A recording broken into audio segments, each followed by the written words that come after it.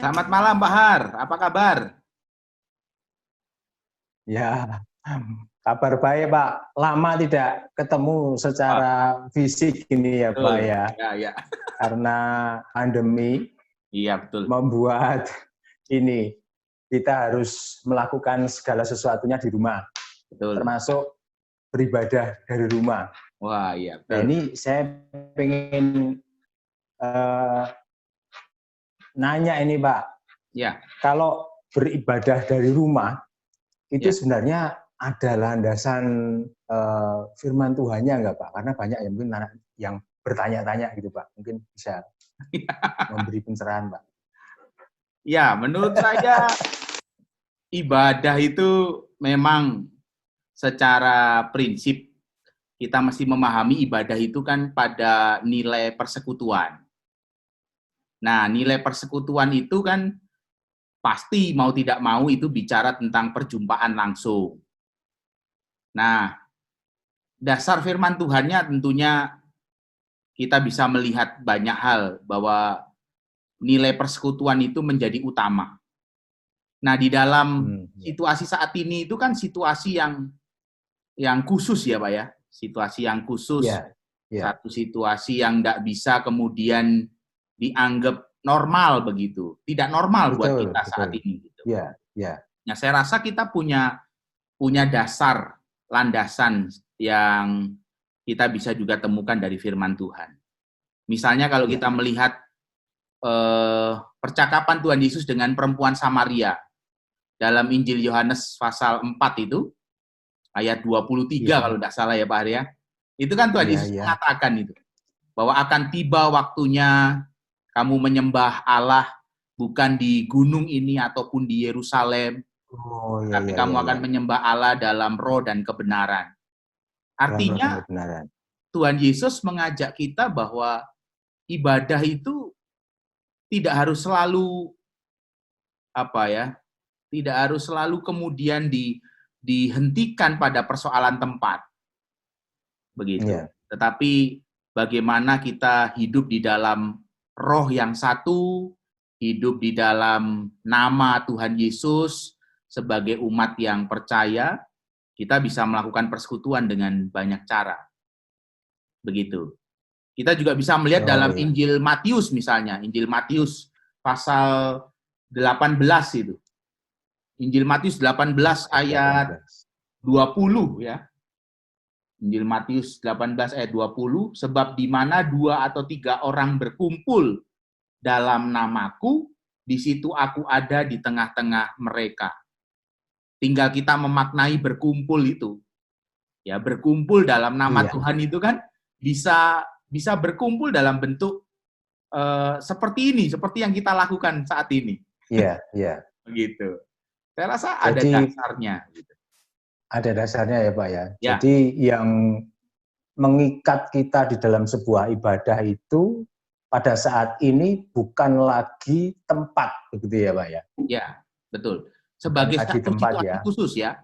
Situasi dalam khusus. situasi khusus ya. Betul. Itu nggak boleh dilupakan. Dalam situ, iya, dalam situasi khusus yang saat ini kita memang tidak dipersiapkan, Ya, ya kita mendadak menjumpai situasi yang begitu menekan seperti ini, lalu kita melakukan ibadah dengan metode live streaming yang betul. itu ternyata sudah ada dasarnya.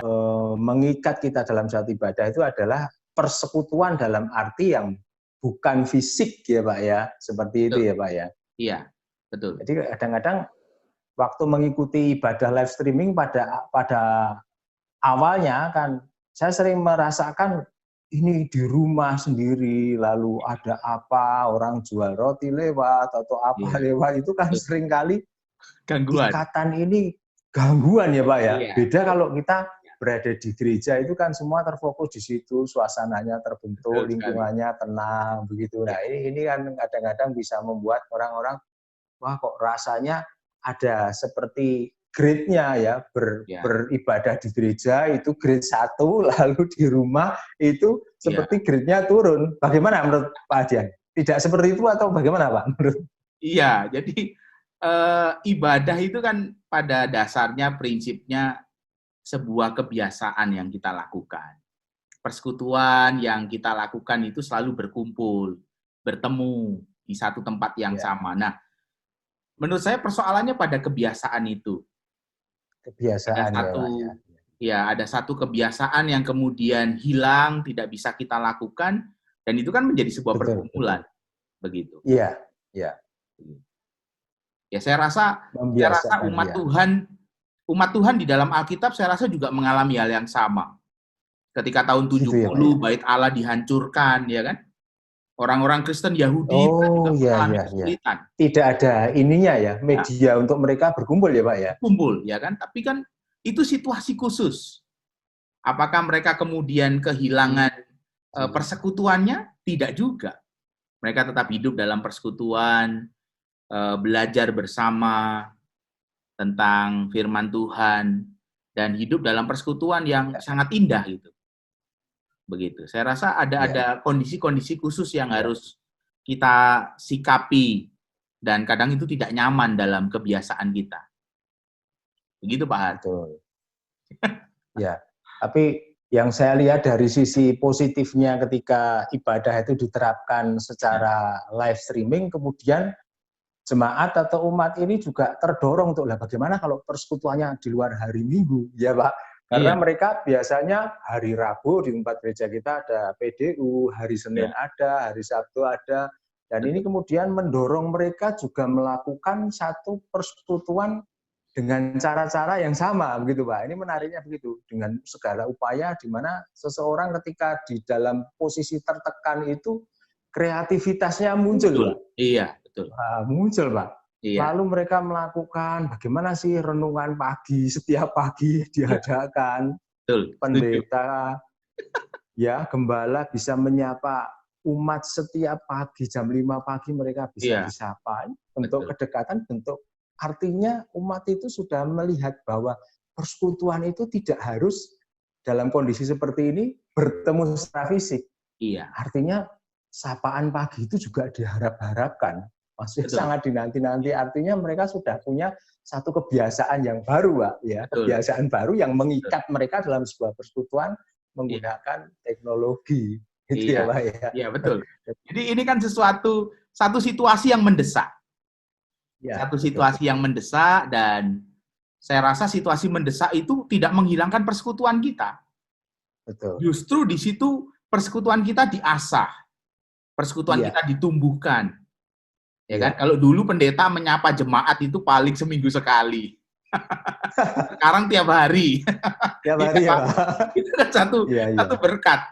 Jadi menurut saya betul dalam situasi yang tidak mudah, ternyata juga ada berkat Tuhan yang membuat kita semakin akrab dalam persekutuan. Betul. Begitu. Betul sekali, Pak. Iya. Dan justru di dalam kondisi yang mendesak ini, semua itu jadi bergerak, Pak. Betul. Ya. Semua jadi bergerak. Ya. Peran kita masing-masing di dalam sebuah persekutuan itu betul-betul dirasakan. Betul. Kalau pada hari-hari biasa, hari-hari normal, mungkin yang sibuk itu pendeta, majelis, mungkin juga bidang-bidang tertentu mempersiapkan ibadah. Sekarang jemaat juga didorong pagi harus bangun, waktu teduh ini terus. Ya, dan ini banyak sekali dampaknya.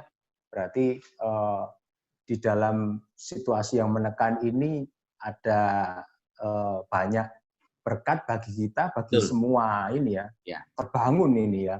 Betul, Pak, betul sekali. Ya. Saya rasa itu yang perlu kita syukuri.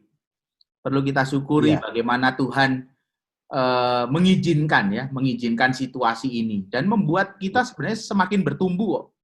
Bukan kita semakin terpuruk, tapi kita semakin bertumbuh secara rohani, secara kualitas persekutuan. Justru menurut saya tidak otomatis menjadi buruk. Begitu. Ya. Ya. Ya, begitu Pak Har. Iya. Iya. Baik, kita jadi apa ya? Ya. Sikap kita terhadap situasi ini jadi apa ya? mau tidak mau kita melakukan satu perubahan ya Pak. Jadi tidak lagi kita mengeluh, Betul. tidak lagi kita antipati dan marah-marah terhadap kondisi ini, tetapi kita sudah mulai mengeksplorasi kondisi ini, Betul. kemudian lihat sisi-sisi positifnya, memaknai kejadian ini, peristiwa ini sebagai sesuatu yang dari Tuhan, hikmahnya apa, dan akhirnya kita berkomitmen di dalam peristiwa ini, di dalam kejadian ini, kita mengambil bagian juga yang ternyata ini juga memberikan pertumbuhan tersendiri di dalam kehidupan iman setiap kita. Saya kira itu. Iya, saya rasa perjalanan kita menemukan makna itu yang penting. Ya. Kan Pak Har? Perjalanan kita menemukan makna itu membuat kehidupan ini kita jalani dengan kuat. Gitu. Dan makna itu kita temukan di dalam Tuhan Yesus Kristus yang menyatukan kita sebagai umat miliknya, yang menguatkan kita di dalam persekutuan dengan Tuhan sendiri dan sesama. Begitu saya rasa itu makna yang luar biasa yang bisa kita dapat dan menguatkan kita.